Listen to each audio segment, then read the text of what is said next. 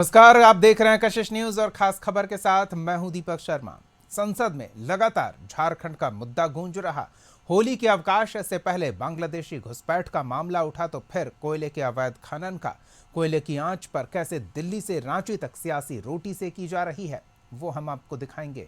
साथ ही देखेंगे रांची में सीमर टोली फ्लाईओवर का क्या है विवाद। तो अगले आधे घंटे तक बने रहिए हमारे साथ।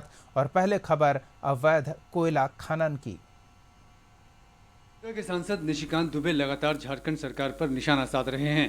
पहले राज्य में बांग्लादेशी घुसपैठ और बदलते डेमोग्राफी का मुद्दा उठाया और फिर कोयले के अवैध खनन को लेकर सवाल उठाया। हजारीबाग में पिछले दिनों एनटीपीसी के डिप्टी जनरल मैनेजर की हत्या पर सवाल खड़ा किया और इसकी वजह बताई अवैध माइनिंग। आरोप लगाया कि अवैध खनन में सत्ताधारी दल की मिलीभगत है। प्रोडक्शन झारखंड में होता है सीसीएल और बीसीसीएल, जिसके बारे में अभी माननीय मंत्री जी ने कहा। लगातार इलीगल माइनिंग के कारण जो सेफ्टी है उसके ऊपर बीसीसीएल, सीसीएल और ईसीएल पर प्रभाव पड़ रहा है। अभी भी एनटीपीसी के एक जीएम की डेथ हो गई, मार दिए गए, गोली मार दिए गए। इसी सदन के सदस्य हैं सीएम रमेश साहब, उनके परिवार की एक कंपनी है, उसके जीएम जो है उनकी हत्या हो गई। हमारे यहाँ पैनम कोल ब्लॉक है, उसकी हत्या हो गई। उसका कारण केवल ये है कि इलीगल माइनिंग होता है, सुरंग बन गया है, 2-2 किलोमीटर तक सुरंग बन गया है, जिसके कारण जो भी रोकने का प्रयास करते हैं उसमें सेफ्टी पर असर पड़ता है, लोग मरते हैं। हमारे यहाँ 18 लोग मरे सर, केवल इसी इलीगल माइनिंग के कारण।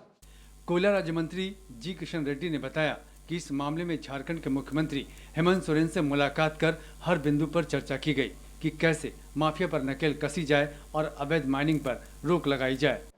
इसमें इलीगल माइनिंग रोकने का काम, इस कोल माफिया को रोकने का काम स्टेट गवर्नमेंट का होते हैं, स्टेट पुलिस का होता है। उनका बिना कोऑपरेशन का इस काम को सफल नहीं हो सकता है।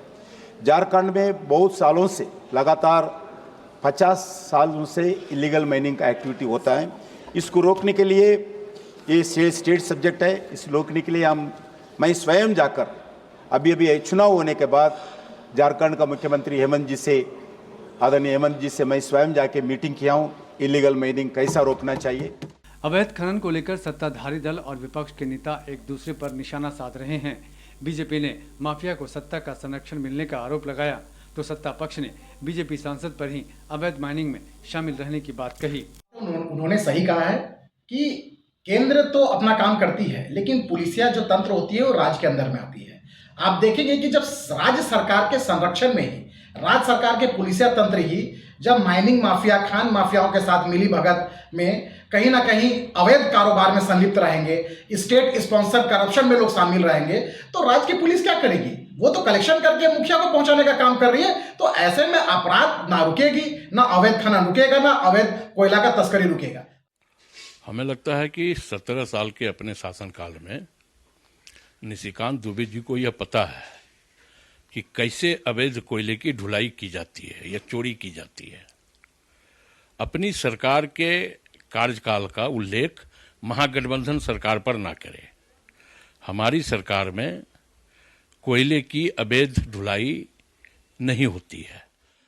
झारखंड में कोयले का बड़ा भंडार है और इसे लेकर राजनीति भी खूब होती है। राज्य सरकार केंद्र पर रॉयल्टी न देने का आरोप लगा रही है तो बीजेपी सांसद ने अवैध खनन का मुद्दा उठा दिया। संतोष कुमार, कशिश न्यूज, रांची।